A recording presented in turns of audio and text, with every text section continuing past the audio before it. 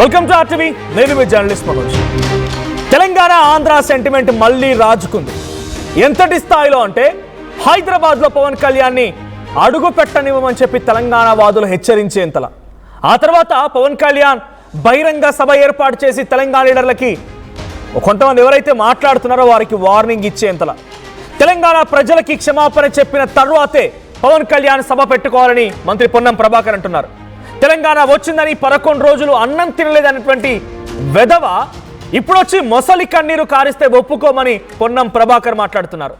నువ్వేమైనా పీకాలనుకుంటే సారీ, ఈ పదానికి నేను స్టేజ్ నుంచి వాడుతున్నాను, బట్ మంత్రి పొన్నం ప్రభాకర్ మాటల్ని మీకు చెప్పడమే నా ఉద్దేశం. నువ్వేమైనా పెద్దగా పీకాలనుకుంటే ఏపీలో పీక్కో, తెలంగాణలో తెలంగాణ ద్వేషి పవన్ కళ్యాణ్ అంటూ పొన్నం ప్రభాకర్ మాట్లాడుకొచ్చారు. అయితే మరోవైపు తెలంగాణ రక్షణ సేన అధినేత కల్వకుంట్ల కవిత కూడా రియాక్ట్ అయ్యారు. ఏపీలో రాజధాని కట్టుకోవడం చేత కాదు కానీ తెలంగాణకు వచ్చి పార్టీ నవనిర్మాణం చేస్తారట. తెలంగాణ వాళ్ళతో ఓసారి పెట్టుకుంటే రాష్ట్రం వచ్చింది, మళ్ళీ పెట్టుకుంటే మూతి పళ్ళు రాలిపోతాయని కవిత అంటున్నారు. రేపు హైదరాబాద్ వస్తున్న పవన్ కళ్యాణ్ పైన తెలంగాణ అవతరణ దినోత్సవం ఏర్పాట్లు ఇటు తెలంగాణ రాజకీయ పార్టీలు ప్రభుత్వాలు చేస్తూ ఉంటే సంధ్యా కన్వెన్షన్లో పవన్ కళ్యాణ్ మాత్రం తెలంగాణ నవనిర్మాణ సభ పేరుతో జనసేన నాయకులతో ఒక మీటింగ్ ఏర్పాటు చేశారు. మొత్తంగా ఇది హై టెన్షన్ వాతావరణం క్రియేట్ చేసింది. రేపు ఓవైపు తెలంగాణ అవతరణ దినోత్సవం వేడుకలు, మరోవైపు పవన్ కళ్యాణ్ రాక, ఈ రెండింటి మధ్యలో పెద్ద ఎత్తున ఒక హై టెన్షన్ వాతావరణం అయితే ఉంది. ఒకసారి మంత్రి పొన్నం ప్రభాకర్ ఏం మాట్లాడారో చూద్దాం. ఉప ముఖ్యమంత్రిగా ఏమైనా చేయగలిగితే, ఏమైనా పీకగలిగితే అక్కడ చేయి. ఇక్కడికి వచ్చి నవనిర్మాణ సమితి పేరు మీద నువ్వు ఇక్కడ చేసేటువంటి కార్యక్రమంలో ఇక్కడ ఎవరు సహించడానికి సిద్ధంగా లేడు.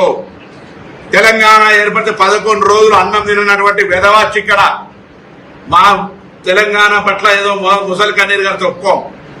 ఈ రోజు కూడా తెలంగాణలో రెచ్చగొట్టేటువంటి విద్వేషపూరితమైన వ్యాఖ్యలు మాట్లాడడం ద్వారా తెలంగాణ వాతావరణాన్ని కలుషితం చేయాలి అనేటువంటి రేటు ఫిక్స్ చేసుకుని భారతీయ జనతా పార్టీ తోటి తెలంగాణలో ఈ నటన స్టార్ట్ చేసిండు. మీకు తెలుసు 2014 ఎన్నికలప్పుడు ఉస్మానాబాద్ కూడా వచ్చిండు. ఆ రోజు నేను పార్లమెంట్ సభ్యుడిగా పోటీ చేస్తున్న బిడ్డ తోడుకలు తీస్తామంటే కావలసుకొని ఇక్కడికి వచ్చి పవన్ కళ్యాణ్ సినిమా అభిమానులు ఉంటారు, నేను సినిమాలు చూడని మీరు అర్థంటే నేను పవన్ కళ్యాణ్ అభిమానులు అన్ని పార్టీలు ఉండొచ్చు చూసుకోండి, కానీ రాజకీయ పరంగా నీ కన్న తల్లి అయినటువంటి తెలంగాణ లాంటి తెలంగాణను అవమానపరుస్తూ తెలంగాణ ఏర్పడితే 11 రోజులు నిరాశ చేసిన తెలంగాణలో కళ్ళు దృష్టి పడితే కోనసీమ కొబ్బరి చెట్లు ఎండిపోతున్నాయి అనేటువంటి వాడిని ఇక్కడ మనం ఎంటర్టైన్ చేస్తే ఇది దౌర్భాగ్యమైనటువంటి పరిస్థితి. ఆంధ్రప్రదేశ్ ఉప ముఖ్యమంత్రి ఇది పొన్నం ప్రభాకర్ మాట్లాడిన మాట. నిజంగానే గతంలో ఓసారైనా తెలంగాణ రాష్ట్రం వచ్చినందుకు 11 రోజుల పాటుగా అన్నం తినలేదంటూ మైకులు పగిలిపోయేలా మాట్లాడుకొచ్చారు పవన్ కళ్యాణ్.